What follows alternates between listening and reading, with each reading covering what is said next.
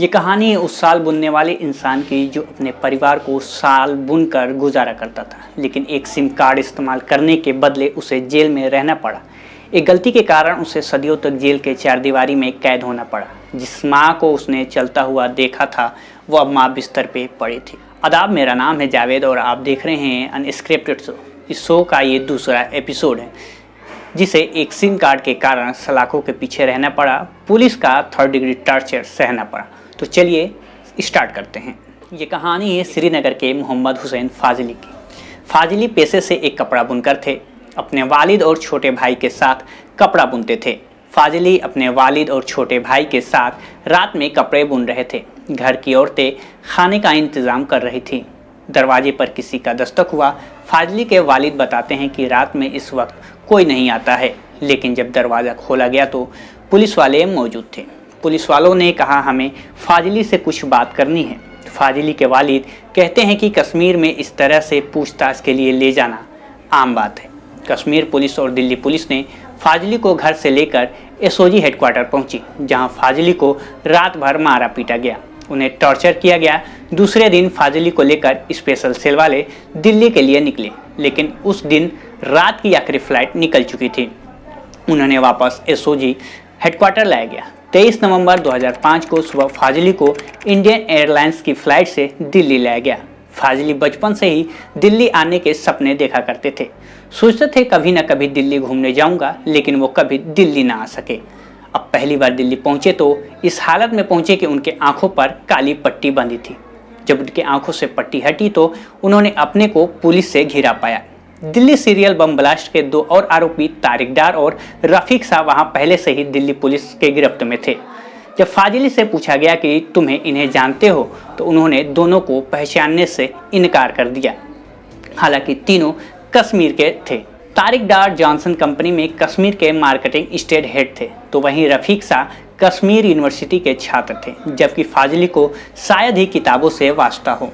Police ने पढ़ने लिखने वालों और मामूली से साल बुनकर वाले को एक गिरोह का सदस्य बना दिया। फाजिली पर जुल्म की इंतहा कर दिया।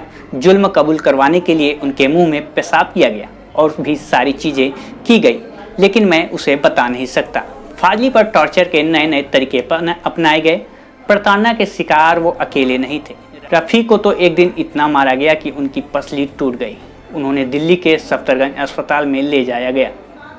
पुलिस ने जज के सामने लश्कर-ए-तैयबा का खुखार आतंकी बताया, जिसके बाद जज ने 7 दिन के लिए पुलिस रिमांड पर भेज दिया।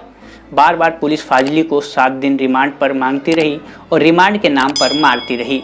31 दिसंबर 2005 को फाजिली को तिहाड़ जेल भेज दिया गया। जेल पहुंचने के बाद उन्हें पता भी नहीं था कि उन्हें RDX रखने के जुल्म में जेल भेजा गया है। 104 डिग्री बुखार होने के बाद भी काम करवाया गया। एक तरफ जेल में रहने वाले कैदी उन्हें परेशान करते थे, तो वहीं दूसरी तरफ बूढ़े माँ बाप बेटे को खोज रहे थे। फाजिली को जेल आए 2 वर्ष हो चुके थे। अभी तक उनकी किसी ने पैरवी की नहीं थी, ना ही कोई वकील था। खैर, किसी तरह फाजिली का केस दिल्ली उच्च न्यायालय के वकील सुशील बजाज तक पहुंचा।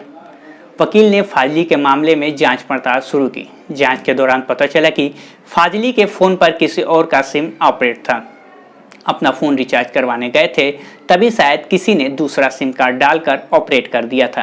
खैर, 16 फरवरी 2017 को फाजिली जेल से रिहा हुए। जिस माँ को चलता हुआ छोड़ गए थे, वो माँ अब बिस्तर पर पड़ी थी। भाइयों की शादी हो गई थी। नानी का वर्षों पहले देहांत हो गया था। परिवार में कुछ नए चेहरे जुड़ चुके थे। फ़ोन एक गलत सिम इस्तेमाल करने पर फाजिली की ज़िंदगी के 12 साल बर्बाद हो गए। फाजिली कहते हैं कि रोज़गार नहीं है।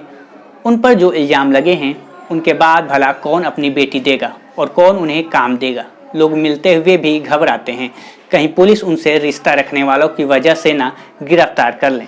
एक गलत सिम इस्तेमाल करने से शायद इतनी सालों की जेल हो सकती है। पुलिस इतना टॉर्चर करेगी, फाजिली सपनों में भी नहीं सोचे थे।